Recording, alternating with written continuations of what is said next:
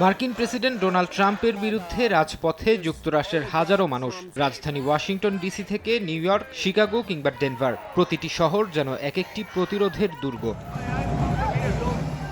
অভিবাসন, নাগরিক অধিকার, কর্মী ছাঁটাই এবং গাজা ইস্যুতে ডোনাল্ড ট্রাম্প প্রশাসনের বিরুদ্ধে মানুষের এই প্রতিবাদ। অভিবাসীদের স্বাগত জানানো প্ল্যাকার্ড ছিল অনেকের হাতে। হাজারো মানুষ কণ্ঠ তুলেছেন ফিলিস্তিনিদের পক্ষে। কেউ বা আবার ইউক্রেনের পতাকা উড়িয়ে আহ্বান জানান অবিলম্বে রাশিয়া ইউক্রেন যুদ্ধ বন্ধের। এখন আমাদের কোনো রাজা নেই, আমাদের একজন প্রেসিডেন্ট আছেন, কিন্তু আমাদের এমন একজন প্রেসিডেন্ট যিনি নিজেকে রাজা বলে দাবি করেন, যিনি রাজা হতে চান, কিন্তু আমরা রাজা চাই না।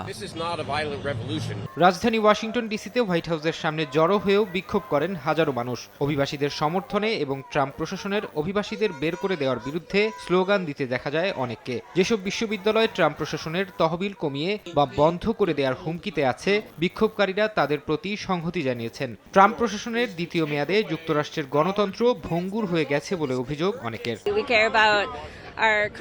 আমরা আমাদের দেশের কথা চিন্তা করি এবং আমাদের গণতন্ত্রের কথা ভাবি। হ্যাঁ, এখানে সবাইকে বাইরে বেরিয়ে আসতে দেখা অনুপ্রেরণাদায়ক। আমি আশা করি এটা অব্যাহত থাকবে। এখন সময় এসেছে। গণতন্ত্র সত্যিই ভঙ্গুর, এটা সম্ভব। আমি বিশ্বজুড়ে দেখেছি যে গণতন্ত্র কত দ্রুত ভেঙে পড়তে পারে এবং আমি সত্যিই আশা করি এখানে এটি ঘটবে না।